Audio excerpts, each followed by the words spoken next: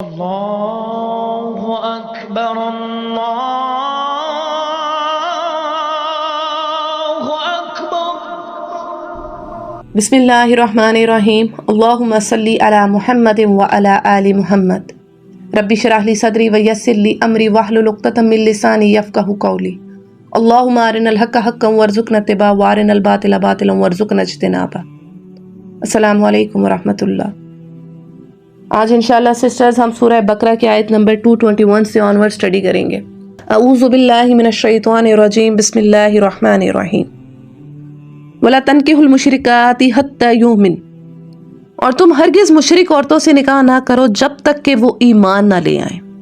اب کچھ خاندانی احکامات بتائے جا رہے ہیں اور اس چیز کو جو ہے وہ ایڈریس کیا جا رہا ہے کہ کسی مشرک عورت کو اپنے نکاح میں نہ لے کر آؤ۔ مشرک مینس بت پرست، ٹھیک ہے؟ کسی ایسی عورت کو جو بتوں کی پوجا کرتی ہے یا بالکل ڈفرینٹ وہ ہے، اس پر ہے، ٹریک پر ہے، اس کو کبھی جو ہے وہ اپنے اس کے ساتھ جو ہے وہ رشتہ ازدواج قائم نہ کرو، ٹھیک ہے؟ اور آگے بتایا جا رہا ہے وَلَا أَمَاتٌ مُؤْمِنَاتٌ خَيْرٌ مِّن مُشْرِكَةٍ وَلَوْ أَعْجَبَتْكُمْ، ایک مومن لونڈی مشرک شریف زادی سے بہتر ہے اگرچہ وہ تمہیں بہت پسند ہو۔ یعنی اللہ جل شانہ بتا رہے ہیں کہ مشرک عورت ہے، ایک مثال کے طور پہ اس کے پاس بہت مال ہے، بہت اچھا اس کا فیملی بیک گراؤنڈ بھی ہے اور بڑا خوبصورت بھی ہے، لیکن ہے وہ مشرک ہے، ٹھیک ہے؟ وہ شرک کرتی ہے۔ اور اس کے مقابلے میں ایک ایسی عورت ہے جو کہ لونڈی ہے، ٹھیک ہے، اور کوئی بہت خوبصورت بھی نہیں ہے اور بہت زیادہ اس کا کوئی فیملی بیک گراؤنڈ نہیں ہے، ظاہر سی بات ہے لونڈی ہے لیکن ایمان والی ہے، تو یہ لونڈی اس امیر زادی جو مشرک عورت ہے اس سے بہتر ہے۔ یعنی ایمان اتنی بڑی دولت ہے، ایمان کو جو ہے وہ پریورٹائز کیا جا رہا ہے کہ ایمان کو پریفر جو ہے نا تم نے کرنا ہے، ہر چیز میں ایمان کو پریفرنس دو۔ کسی انسان کو جج کرنا ہے کہ یہ انسان کتنے لیول پہ، اس کا ایمان چیک کرو، اس کے اندر ایمان کتنا ہے، اس کا ایمان دیکھو، اس کے اندر ایمان موجود ہے۔ وہ کہتے ہیں نا کہ جس کا جتنا ایمان ہے وہ اتنا قیمتی ہے۔ تو کبھی ایسی عورت کو اپنے جو ہے وہ رشتہ ازدواج پہ نہ لے کر آؤ، اس کے ساتھ جو ہے وہ نکاح کا عقد نہ باندھو جو کہ بت پرست ہے اور شرک کرنے والی ہے۔ ایسی عورت سے بچو، اس چیز کو سمجھایا جا رہا ہے۔ اور اسی پر میں آپ کو صحیح بخاری کی روایت سناتی ہوں 5090 کہ آپ صلی اللہ علیہ وآلہ وسلم کا ارشاد پاک ہے، حضرت ابو ہریرہ رضی اللہ عنہ سے مروی ہے یہ روایت، کہ آپ صلی اللہ علیہ وآلہ وسلم نے ارشاد فرمایا کہ عورتوں سے 4 باتیں دیکھ کر نکاح کیا جاتا ہے، ٹھیک ہے؟ عورتوں سے 4 باتیں دیکھ کر نکاح کیا جاتا ہے۔ وہ 4 باتیں کیا ہیں؟ لی مالہا، یعنی اس کا مال دیکھ کر، ولی حسبہا، اس کا حسب نسب دیکھ کر، اس کا فیملی بیک گراؤنڈ دیکھ کر، وجمالہا، اس کا حسن دیکھ کر، اس کی خوبصورتی دیکھ کر، ولدینہا، اور اس کا دین دیکھ کر۔ اور پھر آپ صلی اللہ علیہ وآلہ وسلم کا ارشاد پاک ہے، اسی حدیث کے الفاظ ہے کہ تم دیندار عورت سے نکاح کر کے کامیابی حاصل کرو، اور اگر ایسا نہیں کرو گے تو پھر آپ صلی اللہ علیہ وآلہ وسلم نے ارشاد فرمایا تربت یدا کا، تیرے ہاتھ خاک آلود ہوں، تیرے ہاتھوں کو مٹی لگے، یعنی تمہیں اپنے اس فیصلے پر یقیناً پچھتاوا ہوگا، تم اپنے اس فیصلے پر یقیناً پچھتاؤ گے اگر تم دین کو ترجیح نہیں دو گے، دین کو پرائورٹائز نہیں کرو گے، اس کا مال، اس کا حسن یا اس کا حسب نسب، ان چیزوں کو اگر پرائورٹائز کرو گے تو تمہیں اپنے اس فیصلے کے اوپر یقیناً پچھتاوا ہوگا اور تم ہاتھ ملو گے۔ اور یہی کچھ ہماری سوسائٹی میں ہے آج کل۔ بچیوں کا رشتہ اگر دیکھنے جانا ہے تو سب سے پہلے دیکھنا ہے بھائی بچی پیاری ہونی چاہیے، اچھا جی بڑے اچھے فیملی بیک گراؤنڈ سے ہے، بڑے اچھے لوگ ہیں، ویل سیٹل ہیں، یہ ہے وہ ہے۔ کہیں 100 میں سے کوئی 1% سے بھی کم کہیں یہ سننے میں آتا ہے بھائی ہمیں دیندار لڑکی چاہیے، ہمیں اسلام پہ عمل کرنے والی لڑکی چاہیے، ہمیں اچھی اور نیک اور شریف لڑکی چاہیے۔ یہ کوئی 100 میں 1% یہ بات سننے میں آتی ہے، ورنہ یہی ہوتا ہے بھائی بڑے پیسے والے لوگ ہیں، بھائی بڑا کاروبار ہے ان کا، یہ ہے وہ ہے، یہ سب کچھ ہے، اچھا جی بڑی پیاری لڑکی ہے، بڑی حسین لڑکی ہے، یہ ہے وہ ہے، یہ قد ہے اونچا اور یہ ہے گوری ہے، یہ سب کچھ، یہ ریکوائرمنٹس ہوتی ہیں رشتہ کرتے ہوئے، اور اسی وجہ سے اچھی لڑکیاں جو ہیں ان کے رشتے ہی نہیں ہو پاتے۔ اور اسی بنا پر دیکھیں، اچھا اسی سے بات نکلتی ہے جو بچیاں حجاب کریں، پردہ کریں، تو ان کو اس چیز سے ڈرایا جاتا ہے کہ بیٹا اگر آپ نے حجاب کرنا سٹارٹ کیا تو آپ کا اچھا رشتہ نہیں آئے گا، سوسائٹی آپ کو ایکسیپٹ ہی نہیں کرے گی۔ اسی طرح لڑکا اگر داڑھی رکھ لے تو کہیں گے، یا وہ دین کی سٹڈیز جو ہے وہ سٹارٹ کر دے، اسلام کو پڑھنا شروع کر دے تو اسے کہیں گے بیٹا کیا ہو گیا آپ کو، آپ کیوں اتنے کنزرویٹو ہو رہے ہو، اور آپ نے جو ہے وہ یہ میڈیکل کی سٹڈیز چھوڑ کے آپ نے جو ہے وہ دین کو جو ہے وہ پڑھنا شروع کر دیا۔ بے شک میڈیکل بھی ضروری ہے لیکن دین بھی تو ضروری ہے۔ اور پھر اس شخص کو اس چیز سے ڈرایا جائے گا آپ بھوکے مرو گے، آپ فائنینشلی انسٹیبل ہو گئے، لوگ آپ کو جو ہے نا دھتکار دیں گے، کوئی آپ کو قبول نہیں کرے گا، کوئی بیٹی نہیں دے گا آپ کو، کوئی آپ کو اپنی لڑکی نہیں دے گا، اور لڑکیوں کو یہ ڈرایا جاتا ہے آپ کا رشتہ نہیں آئے گا، اور پھر گھر والے ڈراتے ہیں. مزے کی بات ہے کہ گھر والے خود ڈراتے ہیں ان کو دین پر عمل کرنے سے کہ بیٹا اتنا بھی نہ کرو، بس ٹھیک ہے، اتنا پردہ نہیں اچھا. یہ بہت ساری جگہوں پہ یہ چیزیں جو ہے نا رپورٹ ہوئی ہیں. شادیوں پہ جانے لگے لڑکیاں جو کہیں کہ مثال کے طور پہ اگر کوئی پردہ کرنا چاہتی ہے، وہ پردہ کر کے بیٹھی ہوئی ہے اگر شادی پہ، تو اس کو کہیں گے بھائی یہ کتنی اولڈ فیشن ہے، ایسے پتہ ہی نہیں ہے دنیا کہاں چل گئی ہے، دنیا کہاں سے کہاں پہنچ گئی ہے، یہ اپنے اس میں بیٹھی ہوئی ہے. تو یہ بھی تو دین سے روکنا ہوا نا. نہ خود عمل کرنا ہے اور جو کر رہے اس کو بھی، اس کی بھی ٹانگ کھینچنی، اس کی بھی لیگ پولنگ کریں گے بھائی تم بھی نیچے ہی آ جاؤ، جس لیول پہ ہم، میں تم بھی اسی پہ بیٹھو، ہم نے تو اپنے ساتھ جو کیا ہے سو کیا ہے، تم بھی اپنے ساتھ وہی کچھ کرو. تو یہ بھی تو دین سے روکنا ہوا نا. اگر کوئی ایسا کر رہا ہے تو اس کو ایٹ لیسٹ انکریج تو کریں نا، اور انکریج نہیں کر سکتے تو ڈسکریج بھی نہ کریں. اور دیکھیں ایک چیز کو اگر ہم اہمیت دیں گے تو اس چیز کی جو ہے نا وہ ڈیمانڈ بڑھے گی نا. اب ہم سب اگر دیندار لڑکیوں کو کہیں کہ بھائی ہمیں دیندار لڑکی چاہیے، ہمیں نہیں دیکھنا کہ کوئی بہت زیادہ حسین ہو اور بہت زیادہ مالدار ہو، لیکن اس کے اندر جو ہے ایمان ہونا چاہیے، اس کو اسلام کا پتہ ہونا چاہیے، اسلام پہ پریکٹس کرتی ہو، اسلام کی سارے کانسیپٹس ہیں، سارے نظریات سے وہ واقف ہو. ہمیں ایسی لڑکی چاہیے. جب سب ایسی لڑکی کو ڈیمانڈ کریں گے تو لوگ اسلام پر عمل بھی کرنا شروع کر دیں گے، اسی بہانے اسلام پہ عمل ہو جائے گا کہ بھئی ایسی لڑکیوں کی آج کل ڈیمانڈ ہو رہی ہے. تو یہ کب ہوگا؟ یہ تب ہوگا جب ہم دین کو اور اسلام کو اہمیت دیں گے. ہماری نظر میں جب اس چیز کی اہمیت ہوگی نا، تب ہی جو ہے وہ ایسی چیزیں ہوں گی ہمارے معاشرے میں. اور الٹا اس کے ریورس ہے کہ ہم جو کوئی کر رہا ہوتا ہے اس کو بھی ہم روک رہے ہوتے ہیں، اس کو بھی ہم جو ہے نا وہ پیچھے کر دیتے ہیں. اور ایسی کئی دفعہ ہوتا ہے ایسے کہ اچھی لڑکیاں جو ہیں ان کے رشتے رہ جاتے ہیں. اچھا، اسی طرح بہت ساری لڑکیوں کا یہ مسئلہ آتا ہے، وہ کہتی ہیں ہم نے جوائنٹ فیملی سسٹم میں نہیں رہنا، پردے کا ایشو ہے. اچھا اب ان کے لیے مسئلہ بن گیا کہ وہ اپنے دیور سے پردہ کرنا چاہ رہی ہیں، تو وہ ایک علیحدہ مسئلہ بن جاتا ہے کہ نہیں بھائی یہ کیسی لڑکی لے آئے ہو، بھائی یہ تو کسی کے سامنے ہی نہیں آ رہی. تو یہ سب چیزیں، یہ دیکھیں اسلام سے دوری کی بنا پر یہ ساری چیزیں ہمارے اندر آئی ہیں. اور معاشرے میں اتنی برائی اس وجہ سے پھیلی ہے کیونکہ جب آپ دین کو اہمیت نہیں دے رہے اور ایسی ہی لڑکیاں لے کر آ رہے ہیں گھر میں، وہ کہتے ہیں نا چاند سا چہرہ لائے ہیں، تو چاند سا چہرہ جب آتا ہے تو وہ دن میں تارے دکھاتا ہے. جو کچھ لڑکے میڈیا پر دیکھتے ہیں پھر وہ ماؤں سے کہتے ہیں ہمیں ایسی لڑکی چاہیے، مائیں جو ہے وہ ڈھونڈ کے پاگل ہو جاتی ہیں، انہیں لڑکیاں نہیں مل رہی، وہ ایسی کہاں سے لائیں بھائی؟ تو جو دیکھ رہے ہیں وہ وہی ڈیمانڈ کر رہے ہیں. تو یہ سارا جو ہے نا یہ مائنڈ سیٹ اور یہ ساری جو ہے نا برائی، یہ یہیں سے ہے کہ ہم دین کو خود ہی اہمیت نہیں دیتے. ہم صحیح معنوں میں تو میں یہ کہوں گی ہم اسلام کو لے کے ہم شرمندہ ہوتے ہیں، ہم اسلام کو لے کے شرمندہ ہوتے ہیں. اور ہم اتنا گورا نہیں ڈر رہا شریعت کے نفاذ سے جتنا ہم مسلمان خود ڈر رہے ہیں کہ شریعت ہمارے اوپر آ گئی تو پتہ نہیں کیا ہوگا. ہم زیادہ ڈرتے ہیں. تو ہمیں اللہ سے دعا کرنی ہے کہ اللہ تعالیٰ ہمیں ایمان عطا فرمائے صحیح معنوں میں، اور ہمیں دین پر عمل کرنے کی توفیق عطا فرمائے، صحیح کو صحیح اور غلط کو غلط کہنے کی توفیق عطا فرمائے. اللہ ہم سب کو جو ہے وہ ایمان کی دولت سے سرفراز کرے. بے شک اللہ پاک نے ہمیں دے رکھا ہے، اللہ ہمیں اس میں بہتری اور مزید بہتری عطا فرمائے. اور اسی ٹاپک پہ میں آپ لوگ کو ایک اور روایت سناتی ہوں، بہت پیاری روایت ہے، بڑی ایمان افروز ہے.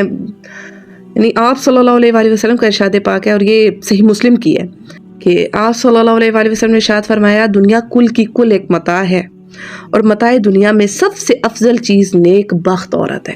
یعنی جس بندے کو کوئی نیک عورت ملی ہے تو اس کو دنیا کا سب سے بڑا فائدہ ملا ہے، نیک عورت. کیونکہ نیک عورت ہوگی آگے نسلیں نیک ہوں گی. وہ کہتے ہیں نا کہ مرد جب دین پہ ہوتا ہے تو دین گھر کے دروازے پہ آتا ہے، لیکن عورت جب دیندار ہو جاتی ہے تو دین گھر کے اندر داخل ہو جاتا ہے. تو اس انسان کی نسلیں سنور جاتی ہیں، اور اس کے بعد اگلی نسلیں سنوریں گی. جب دیندار لڑکی آئے گی تو وہ پھر دیندار ہی بہو کو پسند کرے گی کہ وہ بھی آئے، اور وہ پھر آگے پورا ایک چین سائیکل چلے گا. تو جو یہ چیز ہے یہ سمجھنے کی ہے.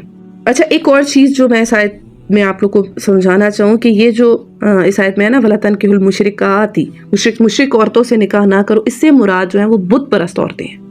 اہل کتاب یعنی کرسچن وومن، جوئش وومن، وہ اس سے استثناء میں ہے، کیونکہ ان کے متعلق جو ہے وہ سورہ مائدہ میں حکم موجود ہے وَالْمُحْصَنَاتُ مِنَ الَّذِينَ أُوتُوا الْكِتَابَ مِنْ قَبْلِكُمْ، یعنی تم سے پہلے جو کتاب اللہ دیے گئے ہیں ان کی پاک دامن عورتوں سے جو بھی زناکاری سے بچنے والی ہوں، ان کے مہر ادا کر کے ان سے نکاح کرنا تمہارے لیے حلال ہے. یعنی ان عورتوں سے جو ہے وہ نکاح کیا جا سکتا ہے جو اہل کتاب کی عورتیں ہوں، مگر اس میں بھی دیکھیں ایک شرط آ رہی ہے وَالْمُحْصَنَاتُ، محصنات مین پاک دامن، بھولی بھالی، یعنی چیسٹ وومن.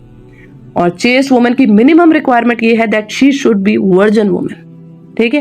اور یو ایس اے کے, اچھا میں ایک وہ چیز آپ کے سامنے رکھوں کہ یو ایس اے میں ایک سروے ہوا تو اس میں بتایا گیا ہے کہ 90% of the girls lose their virginity before 10th standard.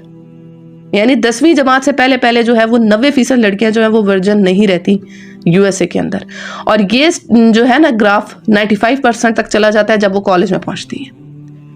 تو یہ بتایا جا رہا ہے کہ جو محسنات ہوں ان میں سے, یعنی بھولی بھالی ہوں, پاک دامن ہوں, غیر مردوں کے ساتھ افیئرز نہ چلانے والی ہوں, یہ ایک منیمم ریکوائرمنٹ ہے محسنات کی کہ وہ ورجن ہونی چاہیے, بھولی بھالی ہو, پاک دامن ہو. ٹھیک ہے, ایک منیمم ریکوائرمنٹ ہے.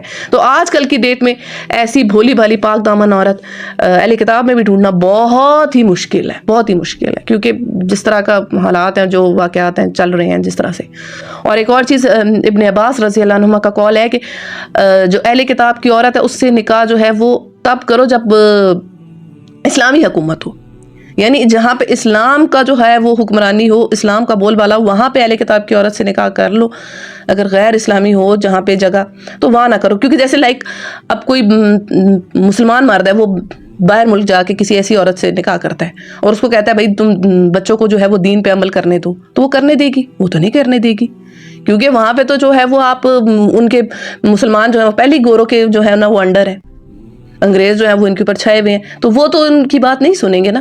ہاں اگر اسلامی معاشرہ ہے, اسلامی حکومت ہے, اسلام جو ہے وہ غالب ہے, اسلام کا غلبہ ہے, اور یہ جو سارے ہیں یہ یہود اور نصارہ مسلمانوں کے نیچے ہیں, تب ایسی عورتوں سے جو ہے وہ نکاح جو ہے وہ کر لو, کیونکہ وہ پھر مسلمانوں کے انڈر ہوں گے. ٹھیک ہے, ورنہ ایسی عورتوں سے پھر بہت سے اور مسئلے جو ہیں وہ اٹھ پڑتے ہیں. ظاہر سی بات ہے کہ اب کئی ایسے کیسز رپورٹ ہوتے ہیں کہ جو باہر ممالک میں مرد دیکھے گئے ہیں وہ اپنی خواتین کے لیے جو ہے وہ ڈرنکس وغیرہ خرید رہے ہوتے ہیں, کیونکہ وہ تو اسلام پہ نہیں ہوتی نا, وہ تو حلال حرام کی تمیز نہیں کر رہی, پاکی نہ پاکی کی وہ اس طرح سے تمیز نہیں ہے, اور بہت سے ایشوز ہیں, کھانے پینے کے اتنے سارے مسائل نکل آتے ہیں.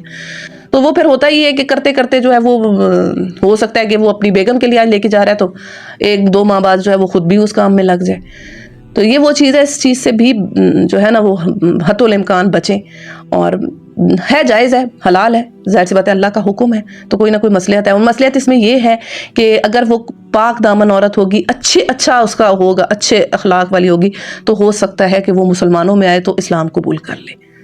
چانسز آر دیئر, ٹھیک ہے, کہ وہ اسلام قبول کر لے اور اس سے جو ہے وہ اسلام پر آ جائے گی, مسلمان بن جائے گی. تو اس لیے اس چیز کو حلال کہا گیا ہے. لیکن آج کل کے دور میں اس چیز کو جو ہے نا وہ بہت دیکھ بھال کے اور بہت سوچ سمجھ کے ایسا ڈیسیژن لینا, کیونکہ آپ کی پوری جو نسلیں ہیں وہ اس سے اسٹیک پہ لگے ہیں. ظاہر سی بات ہے پتہ چلے کہ آپ نے شادی کی ہے اور بعد میں آپ کے جو وہ فاطمہ خدیجہ جو ہے وہ چرچ میں جا رہے ہیں, تو پھر یہ جو ہے یہ بڑا برا ہوگا. یہ آخرت بھی انسان کی نا جب برباد کرنے والا عمل ہے.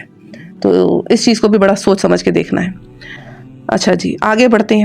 وَلَا تُنْكِحُوا الْمُشْرِكِينَ حَتَّى يُؤْمِنُوا, اور اپنی عورتوں کے نکاح مشرک مردوں سے کبھی نہ کرنا جب تک کہ وہ ایمان نہ لے آئیں. وَلَا عَبْدٌ مُؤْمِنٌ خَيْرٌ مِّن مُشْرِكٍ وَلَوْ أَعْجَبَكُمْ, ایک مومن غلام مشرک شریف سے بہتر ہے اگرچہ وہ تمہیں بہت پسند ہو.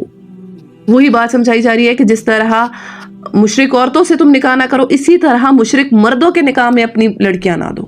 اچھا, اس سے یہ بھی پتہ چلتا ہے سائد سے کہ عورت کا جو نکاح ہے وہ ولی کے بغیر نہیں کیا جا سکتا, اور ولی جو ہے وہ کوئی نہ کوئی مرد ہونا چاہیے, کوئی عورت جو ہے نا کسی عورت کی ولی نہیں ہو سکتی.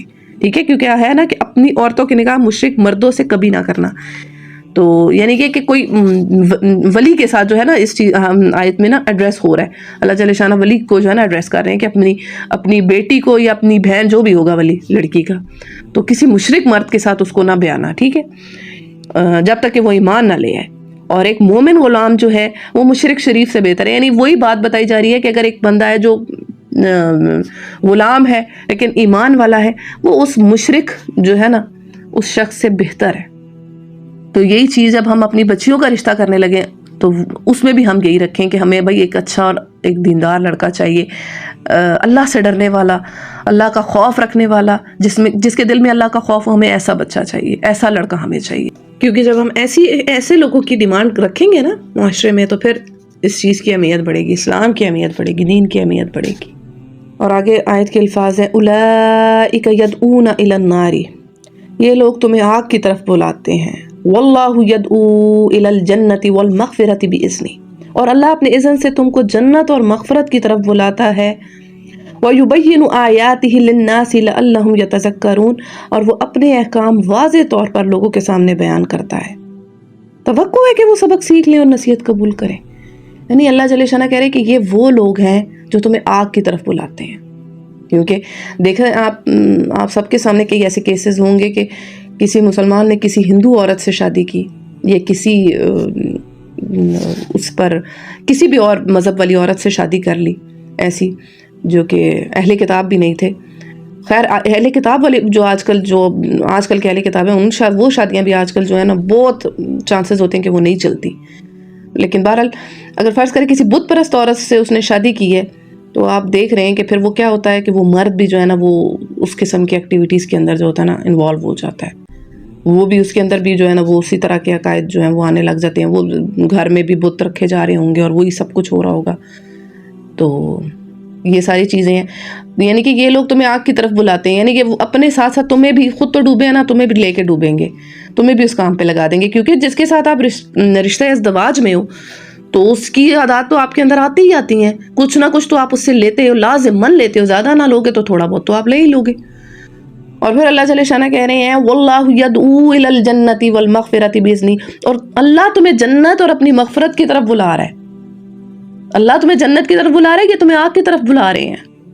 تو یہ ڈیسیژن اب ہمارا ہے کہ اب کس سائڈ جانا ہے.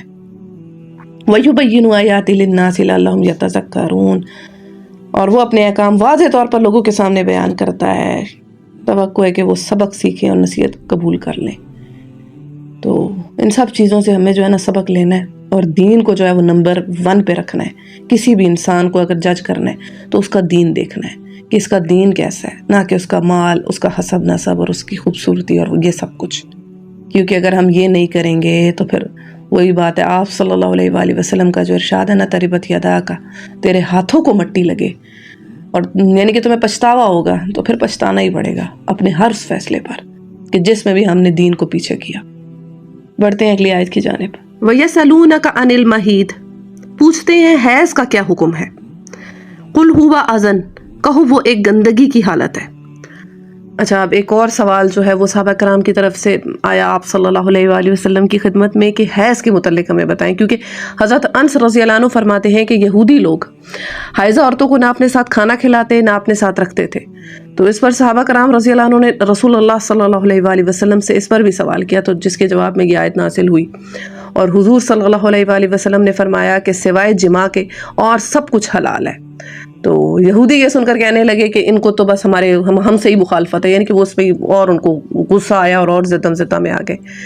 تو یعنی بتا دیا گیا ہے کہ حائضہ عورتوں کے ساتھ جو ہے ان کو جو لوگ ہمارے یہاں بھی جو یہ مسکنسیپشن ہوتی ہے کہ اس طرح عورت ہے تو اس کا ہاتھ کا بنا ہوا کھانا نہیں کھانا، اس کو بالکل سائڈ پہ کر دینا، اس کو بالکل سائڈ پہ کر دو، کٹ آف کر دو اس کے ساتھ. ایسا کچھ نہیں ہے، کیونکہ آپ صلی اللہ علیہ وآلہ وسلم نے فرما دیا ہے کہ سب کچھ حلال ہے سوائے جماع کے. یعنی ایسی عورت کے ساتھ کھانا پینا سب کچھ، ایون مباشرت کرنا بھی جو ہے وہ جائز ہے، حلال ہے. صرف اور صرف جو ہے وہ انٹر کورس جو ہے وہ نہیں کیا جا سکتا، یعنی جماع نہیں کیا جا سکتا عورت کے ساتھ. اس کے علاوہ باقی سب جو چیزیں ہیں وہ کرنا جو ہے وہ جائز ہے، حلال ہے. اور اس پر میں آپ کو ابو داؤد کی روایت سناتی ہوں 272 نمبر پہ کہ حضور صلی اللہ علیہ وآلہ وسلم جب ایسی حالت میں ازواج مطہرات سے ملتے تو ان کو حکم دیتے کہ وہ تہبند باندھ لیں.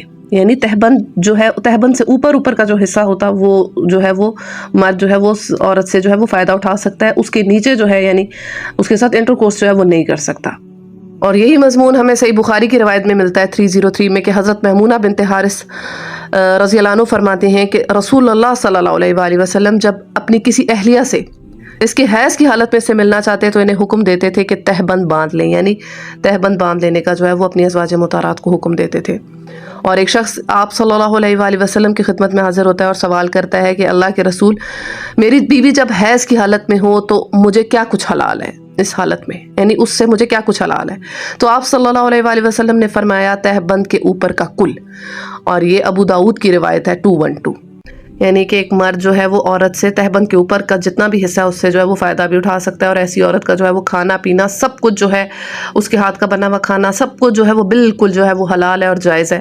یہ جو ہے وہ زمانے جاہلیت کی جو باتیں ہیں کہ ایسی عورت کو جو ہے وہ بالکل سائڈ پہ کر دینا اور اس طرح کی باتیں کرنا، یہ جو ہے نا اسلام ان کے جو ہے وہ بالکل اگینسٹ جو ہے وہ احکامات دے رہا ہے۔ اور صحیح مسلم کی روایت 300 میں اس چیز کو جو ہے وہ مزید وضاحت ہوتی ہے کہ حضرت عائشہ رضی اللہ عنہ فرماتی ہیں کہ میں ہڈی چوستی تھی اور آپ بھی اس ہڈی کو وہیں سے چوستے تھے، وہیں سے منہ لگا کر چوستے۔ میں جہاں سے پانی پیتی آپ پیالے کو وہیں سے منہ لگا کر پانی پیتے، اور میں حیض کی حالت میں ہوتی تھی۔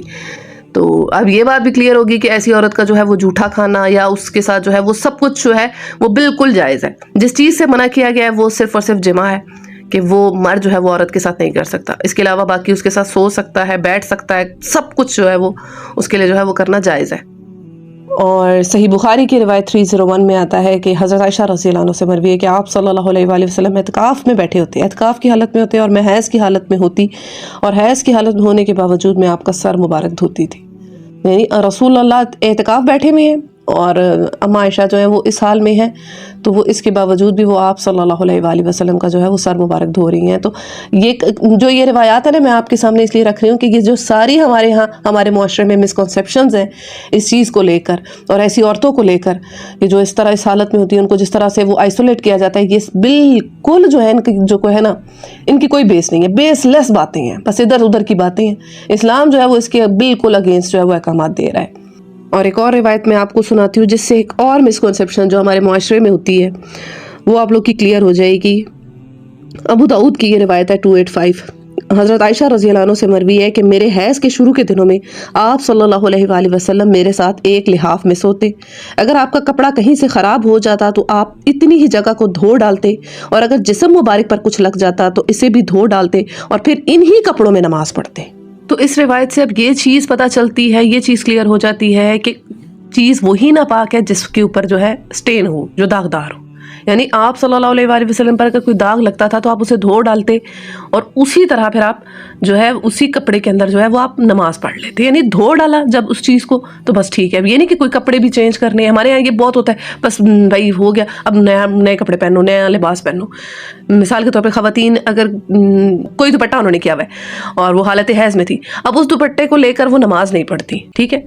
تو چیز دیکھیں وہی ناپاک ہوگی جس کے اوپر داغ ہوگا۔ کپڑا فی نفسی ناپاک نہیں ہو جاتا کہ جو آپ نے پہنا ہوا ہے تو وہ بھی آپ پہ ناپاک ہو گئے، صرف ناپاکی کی شرط یہ ہے کہ اس کے اوپر داغ لگاؤ، ٹھیک ہے؟ داغ کو دھوئیں، اس کو ریموو کریں اور پھر اسی کے اندر جو ہے وہ آپ نماز پڑھ لیں، ٹھیک ہے؟ تو یہ ہمارے ہاں بہت ساری مسکنسیپشنز ہوتی ہے اور بہت زیادہ لوگوں کے اندر جو ہے اس چیز کو لے کے شدت پائی جاتی ہے، سختی پائی جاتی ہے، نہیں بھائی ہم یہ کپڑا ایسا ہے، یہ ایسا ہے، نہیں ایسا نہیں ہے۔ اسلام میں بہت آسانی ہے، اتنا خوبصورت ہمارا دین ہے، اتنی ساری جو ہے نا اس میں جسے کہا جائے نا فیزیبلٹیز ہے ہمارے لیے۔ اگر ہم اس دین کو سمجھیں، اس کو پڑھیں، اس کو اسٹڈی کریں تو ہمیں پتہ چلے گا کہ اسلام ہمیں کس طرح سے جو ہے وہ ہمیں ایز دے رہا ہے۔ اور ایک اور روایت ابو داؤد کی 365 نمبر پہ ہے، ابو ہریرہ رضی اللہ عنہ سے مروی ہے کہ خولہ بنت یسار رضی اللہ عنہ نبی کریم صلی اللہ علیہ وآلہ وسلم کے پاس آئیں اور کہنے لگیں، اے اللہ کے رسول میرے پاس صرف ایک ہی کپڑا ہے اور مجھے اس میں حیض آتا ہے، تو میں کیا کروں؟ تو آپ صلی اللہ علیہ وآلہ وسلم نے فرمایا جب تم پاک ہوا کرو تو اسے دھو لیا کرو اور اسی میں نماز پڑھو۔ یعنی جب تم پاک ہو جاؤ تو اسی کپڑے کو دھو لو اور اسی میں نماز پڑھ لو۔ تو وہ کہنے لگی اگر مجھے اس سے خون کا نشان نہ نکلے، یعنی اس کپڑے کے اوپر سے خون کا نشان نہ نکلے، کیونکہ ظاہر بات ہے اس ٹائم اس طرح ڈٹرجنٹس وغیرہ تو نہیں ہوتے تھے نا، تو آپ صلی اللہ علیہ وسلم نے فرمایا کہ تمہیں خون کا دھو ڈالنا کافی ہے، اس کے داغ اور نشان کا کوئی حرج نہیں۔ تو خیر آج کل ہمارے ساتھ تو یہ ایشوز نہیں ہوتے، ایسے ہمارے پاس ڈٹرجنٹس ہوتے ہیں کہ جس سے یہ چیز جو ہے اس کا سٹین جو ہے وہ ریموو ہو جائے، لیکن اس حد تک جو ہے وہ آسانی دی گئی ہے کہ اگر فرض کرو کوئی ایسا داغ ہے جو نہیں ریموو بھی ہو رہا تو اس کا دھو ڈالنا کافی ہے۔ اس کو اگر فرض کرے کسی کپڑے سے وہ نہیں جا رہا تو کوئی اس میں وہ بھی نہیں ہے، اس میں بھی اتنا وہ حرج نہیں ہے۔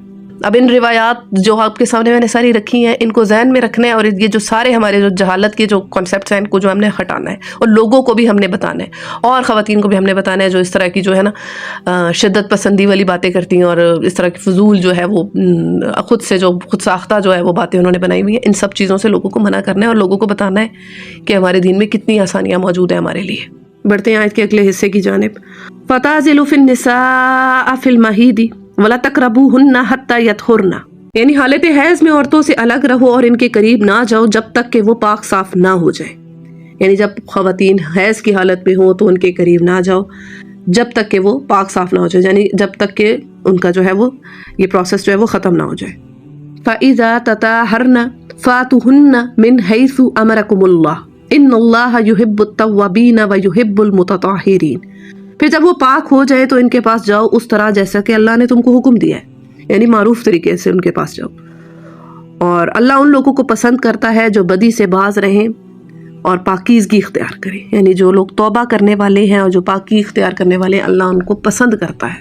تو آیت کے حصے سے یہ بات پتہ چلتی ہے کہ تم اپنی عورتوں کے قریب جا سکتے ہو جب وہ اس حالت سے نکل چکی ہوں، یعنی وہ پاک صاف ہو چکی ہوں۔ اور پاک صاف سے مراد یہ بھی ہے کہ وہ جب ان کا حیض جو ہے وہ بند ہو جائے تو اس کے بعد انہوں نے غسل بھی لے لیا ہو، کیونکہ اس آیت میں حضرت ابن عباس رضی اللہ عنہ فرماتے ہیں کہ ایک مرتبہ جو لفظ آ رہا ہے یا تھورنا، اس سے مراد ہے حیض کا بند ہونا، حیض کا جو خون ہے اس کا بند ہونا، اور دوسری بات جو ورڈ آ رہا ہے تطہرنا، تو اس سے مراد ہے غسل کرنا، یعنی کوئی عورت اپنے مرد کے لیے اسی وقت حلال ہوگی جب کہ وہ حیض سے جو ہے وہ فارغ بھی ہو چکی ہو اور اس کے ساتھ ساتھ اس نے غسل بھی لے لیا ہو، یعنی اس کو غسل بھی کر چکی ہے۔ یہ نہیں کہ خالی اگر کوئی عورت حیض سے جو ہے وہ فارغ ہوئی ہے تو وہ اپنے مرد کے لیے حلال ہوگی، ایسا نہیں ہے۔ اور اس پر ایک اور چیز جو ہے وہ میں ایڈ کرنا چاہوں گی کہ اکثر خواتین جو ہے وہ رمضان میں ایسا کرتی ہیں کہ وہ 7-8 روزے جو ہے وہ چھوڑ دیتی ہیں اس پر کانسیپٹ پہ کہ ان کے جو ڈیوریشن ہے وہ 7-8 دن کا ہوتا ہے تو ہم 7-8 دن جو ہے وہ غسل نہیں لیں گے اور وہ ان کے جو روزے ہیں وہ چلے جاتے ہیں۔ ایسا نہیں ہے، اس چیز کو سمجھیں کہ جیسے ہی آپ پاک ہو گئیں، آپ کا جو ہے وہ خون آنا بند ہو گیا ہے، ٹھیک ہے، تو اسی وقت آپ جو ہے وہ غسل لیں اور اپنی جو نماز روزہ یا اپنی ساری جو عبادات ہیں ان کو پرفارم کریں۔ یہ ایک بہت بڑی جو ہے وہ مسکنسیپشن ہے اور بہت بڑی جہالت ہے کہ خواتین جو ہے وہ اپنے کئی روزے جو ہے وہ اس میں وہم کے اندر یا مغالطے کے اندر جو ہے وہ چھوڑ دیتی ہیں۔ تو یہ چیز جو ہے سمجھنے کی ہے، جیسے ہی آپ کو ایون اگر آپ کو رات میں جو ہے وہ آپ کا یہ بیماری آپ کی ختم ہو گئی ہے تو آپ رات ہی میں غسل لیں اور صبح کی جو فجر کی نماز ہے اس کو ادا کریں، کیونکہ وہ پھر آپ کی قضا ہو جائے گی نماز۔ جب آپ اس حال میں ہیں، سپوز آپ کو ہو رہا ہے پھر تو ٹھیک ہے، پھر تو آپ کے اوپر جو ہے وہ بیماری علت ہے آپ کی، لیکن جب آپ فارغ ہو چکی ہیں تو فوراً سے غسل کریں، اس چیز میں بالکل ڈیلے نہ کریں۔ اکثر خواتین جو ہے وہ دیکھا جاتا ہے کہ وہ اس چیز کو لے کر ڈیلے کر دیتی ہیں، بہت دن جو ہے وہ غسل ہی نہیں کر رہی ہوتی ہیں، اس پہ لاپرواہی کرتی ہیں، یا پھر ازدواجی تعلق قائم کرنے کے بعد جو ہے وہ بھی بہت جو ہے وہ اس میں لاپرواہی کرتے ہیں اور بیچ میں جو ہے وہ فرض نمازیں جو ہے وہ چھوٹ جاتی ہیں۔ تو ان چیزوں کو سمجھنا ہے اور ان چیزوں کی جو سختی ہے اس کو سمجھنا ہے کہ اسلام نے جو ہمیں جو طریقہ بتایا ہے ہمیں اسی طریقے پر چلنا ہے اور اپنی عبادات کو جو ہے وہ مس نہیں ہونے دینا۔ اپنے روزے جو ہم جب تک تو ہو رہے ہوں، بیماری میں ہو تب تک تو سمجھ آتا ہے، لیکن جب آپ فارغ ہو جائیں تو فوراً سے غسل کر کے جو ہے وہ اپنے جو روزے ہیں ان کو رکھنا سٹارٹ کریں، ٹھیک ہے۔ تو یہ ایک چھوٹی سی چیز تھی جو میں نے آپ لوگ کے سامنے رکھی ہے، اور پھر اللہ جل شانہ بیان کر رہا ہے ان اللہ یحب التوابین ویحب المتطہرین، بے شک اللہ ان لوگوں کو پسند کرتا ہے جو توبہ کرتے ہیں اور جو پاکی اختیار کرتے ہیں، یعنی اللہ کو پاک لوگ پسند ہے، پاکی اختیار کرنے والے پسند ہے، پاک صاف رہنے والے پسند ہے۔ اللہ خود پاک ہے اور پاکی کو پسند کرتا ہے۔ تو ہمیں چاہیے کہ اپنی پاکی کا خیال کیا کریں، حالت حیض میں سے جب فارغ ہوں تب بھی، اور عام ڈیز میں، نارمل ڈیز میں بھی اپنی جو صفائی ہے اس کا بہت خیال کیا کریں۔ اللہ کو ایسا مومن زیادہ پسند ہے جو صفائی ستھرائی کا خیال رکھتا ہے۔ تو ان چیزوں سے سمجھنا ہے، اور اپنے بچوں کو بھی ہمیں اس چیز کی اویئرنیس دینی ہے کہ بچوں آپ لوگ اپنی پاکی، اپنی صفائی ستھرائی کا خیال رکھیں، کیونکہ بہت سارے ہمارے جو معاملات ہوتے ہیں، بہت ساری بیماریاں ہمارے اوپر اس بنا پہ آ جاتی ہیں کہ جو ہم اپنی صفائی ستھرائی کا خیال نہیں کر رہے ہوتے۔ اور صفائی بھی وہ جو اللہ اس کے رسول نے بتا دی ہے، یعنی کہ حدیث کو پڑھیں، آپ کو پتہ چلے کہ صفائی کے کیا جو ہے وہ کانسیپٹس ہیں، نہ کہ وہ جو ہمارے خود ساختہ عقائد ہیں کہ گھروں کو اگر دھو رہے ہیں تو پانی کا نل کھولا ہوا ہے، اتنا کھولا ہوا ہے، اور یہ اپنے ذہن میں رکھ رہے ہیں کہ بھائی ہم صفائی کر رہے ہیں، یا وضو کرنے بیٹھے تو پوری ٹینکی خالی کر دی کہ بھائی ہم اچھے سے وضو کریں۔ نہیں، صفائی اور وہ بھی جو ہے نا سارے کانسیپٹس وہ بھی اسلام کے جو ہے نا وہ آپ نے اسٹڈی کر کے لینے ہیں، خود سے نہیں بنا لینے کہ یہ ایسے صفائی ہے اور ایسے صفائی ہے۔ پانی غسل کے لیے جو پانی کی مقدار آئی ہے وہ آپ اس کو جو ہے اسٹڈی کریں، وضو کے لیے پانی کی جتنی مقدار آئی ہے اس کو آپ اسٹڈی کریں، یعنی ہر چیز کو دیکھ کے چلنا ہے۔ اور جو ہمارے ہاں جو صفائی کا کانسیپٹ ہے وہ تو اسلام سے جو ہے نا کتنی جگہوں پہ ٹکرا رہا ہوتا ہے۔ تو یہ سب چیزیں ہمیں تب پتہ چلیں گی جب ہم اسلام کو اسٹڈی کریں گے، اور اللہ تعالیٰ سے دعا ہے کہ اللہ تعالیٰ ہمیں اپنے پاک صاف بندوں میں سے کرے، اللہ پاک ہمیں اپنے تائب بندوں میں سے بنائے جو کہ گناہوں پر جو ہے وہ اپنے رب کے آگے تائب ہونے والے ہیں۔ بے شک اللہ ایسے بندوں کو پسند فرماتا ہے۔ نساؤکم حرث لکم فاتوا حرثکم ان شئتم، تمہاری عورتیں تمہاری کھیتیاں ہیں، تمہیں اختیار ہے جس طرح چاہو اپنی کھیتی میں آؤ. وَقَدِّمُوا لِأَنفُسِكُم، مگر اپنے مستقبل کی فکر کرو، یعنی اللہ سے ڈرو، آگے تمہیں آخرت میں جو ہے وہ اللہ کے آگے پیش ہونا ہے. وَاتَّقُوا اللَّهَ وَاعْلَمُوا أَنَّكُم مُّلَاقُوهُ وَبَشِّرِ الْمُؤْمِنِينَ، اور اللہ کی ناراضگی سے بچو اور تقوی اختیار کرو، یعنی تقوی اختیار کرو، اور خوب جان لو کہ تمہیں ایک دن اس سے ملنا ہے، یعنی اپنے رب سے ملنا ہے. اور اے نبی، جو تمہاری ہدایات کو مان لے انہیں فلاح اور سعادت کی خوشخبری سنا دو. اس آیت میں اللہ جل شانہ بتا رہے ہیں کہ تمہاری عورتیں تمہاری کھیتیاں ہیں اور تم اپنی کھیتی میں جس طرح چاہو آؤ. اس بات کو آگے بڑھائیں گے، لیکن اس سے پہلے میں آپ کو صحیح بخاری کی روایت سناتی ہوں 4528، جس سے آپ کو جو بات ہے وہ کافی حد تک جو ہے وہ سمجھ آ جائے گی. صحیح بخاری کی اس روایت کے مطابق ہے کہ یہود یہ کہتے تھے کہ جب عورت سے مجامعت سامنے کے رخ کر کے نہ کی جائے اور حمل ٹھہر جائے تو بچہ بھینگا پیدا ہوتا ہے. یعنی یہود کا یہ کانسیپٹ تھا کہ اگر مرد عورت کے ساتھ جو ہے وہ سامنے کے رخ پہ جو ہے وہ تعلق قائم نہیں کر رہا، کسی اور پوزیشن پہ اس کے ساتھ وہ کر رہا ہے تعلق قائم، تو جو حمل ٹھہرے گا اور جو بچہ پیدا ہوگا ایز اے ریزلٹ، وہ بچہ بھینگا پیدا ہوگا. تو اس کی تردید میں یہ آیت نازل ہوئی ہے کہ تم اپنی عورتوں کے ساتھ جس طرح مرضی، جس طریقے سے کرنا چاہتے ہو، اپنا تعلق قائم کرنا چاہتے ہو، تم کر سکتے ہو. شرط یہ ہے، اب وہ شرط کیا ہے؟ وہ شرط یہ ہے کہ جگہ ایک ہی ہونی چاہیے، یعنی جگہ کوئی اور نہ ہو. یعنی تم کھیتی کے اندر جو ہے تمہاری عورتیں تمہارے لیے کھیتی ہے، اور کھیتی وہی جگہ ہوتی ہے جہاں سے بچے جو ہے وہ ڈلیور ہوتے ہیں. اس کے علاوہ تو کوئی چیز کھیتی نہیں ہے. جیسے کسان ہے، وہ کھیتی کے اندر اپنے بیج ڈالتا ہے تو جیسے اس کی فصل پکتی ہے، تو عورت کی کھیتی سے بھی مراد جو ہے وہ ایک ہی جگہ ہے. اس آیت سے جو ہے وہ بہت سے لوگ جو ہے وہ ایک اور جو ہے وہ گمراہی کا دروازہ کھول دیتے ہیں کہ تمہاری عورتیں تمہارے لیے کھیتی ہیں تو تم جس طرح چاہو ان میں آؤ. اس سے وہ جو ہے وہ ایک اور جو ہے وہ گناہ کی طرف جو ہے وہ اشارہ کر دیتے ہیں. تو یہ بالکل غلط ہے. یعنی عورتوں کی بیک سائڈ، یعنی ان کی دبر کے اندر جو کہتے ہیں، وہ کہتے ہیں کہ یہ بھی جو ہے وہ قرآن جو ہے وہ کہہ رہا ہے، اور اس چیز کو حضرت عبداللہ بن عمر جیسے جلیل القدر صحابی کی طرف منسوخ کرتے ہیں. جو یہ انتہائی غلط بات ہے، ایسا بالکل نہیں ہے. قرآن کے الفاظ جو ہے وہ کلیئر ہے کہ تم اپنی کھیتیوں میں جس طرح چاہو آ سکتے ہو، تمہاری عورتیں تمہاری کھیتیاں جس طرح چاہو آؤ. تو کھیتی صرف ایک ہی جگہ ہے، اور اس چیز پر جو ہے وہ پوری امت کا اجماع ہے کہ مرد جو ہے وہ عورت کی دبر کے اندر جو ہے وہ نہیں کر سکتا یہ کام. یہ بہت بڑا جو ہے وہ گناہ ہے. ابن جریر میں ہے کہ حضرت عبداللہ بن ثابت حضرت حفصہ کے پاس آئے اور کہا کہ میں آپ سے ایک مسئلہ پوچھنا چاہتا ہوں لیکن مجھے شرم آتی ہے. تو انہوں نے فرمایا بھتیجے نہ شرماؤ، جو پوچھنا ہے پوچھ لو. تو انہوں نے کہا فرمائیے عورتوں کے پیچھے کی طرف سے جماع کرنا جائز ہے؟ یعنی ان کے بیک سائڈ سے ان کے ساتھ جماع کرنا جائز ہے؟ تو انہوں نے فرمایا سنو مجھ سے حضرت ام سلمہ رضی اللہ عنہ نے فرمایا ہے کہ انصار عورتوں کو الٹا لٹایا کرتے تھے، اور یہود کہتے تھے کہ اس طرح بچہ بھینگا پیدا ہوتا ہے. جب مہاجر مدینہ تشریف لائے اور یہاں کی عورتوں سے ان کا نکاح ہوا اور انہوں نے بھی یہی کرنا چاہا، تو ایک عورت نے اپنے خاوند کی بات نہ مانی اور کہا کہ جب تک حضور صلی اللہ علیہ وآلہ وسلم کی خدمت میں یہ واقعہ بیان نہ کر لوں تب تک تیری بات نہ مانوں گی. چنانچہ یہ بات جو ہے وہ رسول اللہ صلی اللہ علیہ وآلہ وسلم کے دربار میں آئی، اور ام سلمہ رضی اللہ عنہ نے ان عورت کو بٹھایا، لیکن وہ شرم کے بارے نہ پوچھ سکی. تو پھر ام سلمہ رضی اللہ عنہ نے آپ صلی اللہ علیہ وآلہ وسلم کے سامنے یہ مسئلہ رکھا، تو آپ صلی اللہ علیہ وآلہ وسلم نے یہ آیت پڑھ کر سنائی اور فرمایا جگہ ایک ہی ہو. یعنی انصار جو تھے ان کا جو تھا وہ ظاہر سی بات ہے یہود کے اندر یہ کانسیپٹ تھا کہ عورت سے جو ہے وہ صرف ایک ہی رخ سے جو ہے وہ یہ کام کیا جا سکتا ہے. تو یہ کانسیپٹ انصار نے بھی ان سے لیا ہوا تھا، کیونکہ وہ ان کو بڑا عالم سمجھتے تھے. یہود نے اپنا جو تھا وہ بڑا عالموں والا امیج بنایا ہوا تھا کہ ہمیں تو بڑا پتہ ہے، ہمارے پاس تو بڑا علم ہے. تو وہ ان سے یہ کانسیپٹ انصار میں بھی آ گیا تھا. تو اس چیز کو جو ہے وہ بالکل جو ہے وہ غلط ہی سمجھے، جو کہ لوگ سمجھتے ہیں کہ جس طرح چاہو عورتوں اپنی تمہاری عورتیں تمہاری کھیتیاں جس طرح چاہو. اس آیت سے جو ہے نا وہ بالکل یہ غلط یہ مطلب لینا یہ بالکل جو ہے وہ حق کے خلاف ہے. اور جو شخص اپنی عورت کے ساتھ اس کی دبر میں یہ کام کرتا ہے تو اس کے لیے کیا وعید ہے، ذرا وہ بھی سن لیتے ہیں. مسند احمد کی روایت ہے کہ رسول اللہ صلی اللہ علیہ وآلہ وسلم نے ارشاد فرمایا لوگوں شرم و حیا کرو، اللہ تعالیٰ حق بات فرمانے میں شرم نہیں کرتا، عورتوں کے پخانہ کی جگہ میں وطی نہ کرو. اور اسی طرح ایک اور روایت میں آتا ہے کہ آپ صلی اللہ علیہ وآلہ وسلم نے لوگوں کو اس حرکت سے منع فرمایا، اور یہ مسند احمد کی روایت ہے. اور جامع ترمذی کی روایت ہے 1165 کہ جو شخص کسی مرد یا کسی عورت کے ساتھ یہ کام کرے اللہ تعالیٰ اس کو رحمت کی نظر سے نہیں دیکھے گا.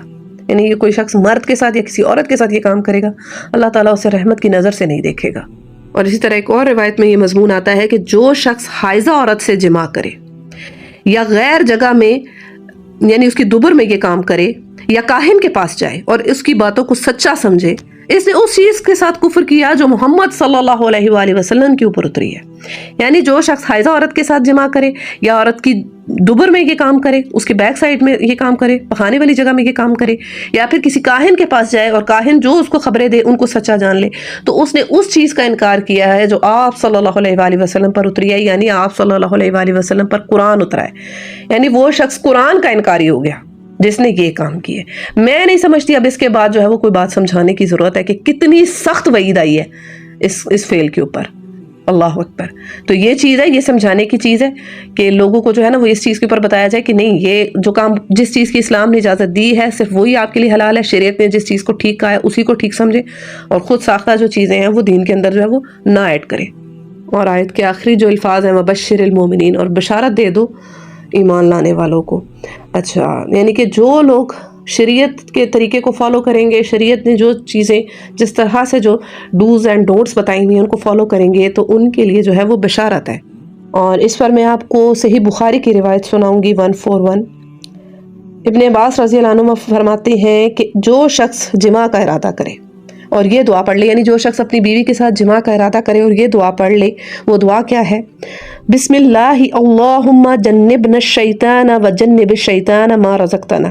یعنی اے اللہ تو جو اولاد بھی ہمیں دے، ہمیں اور ہماری اولاد کو شیطان سے بچا لے.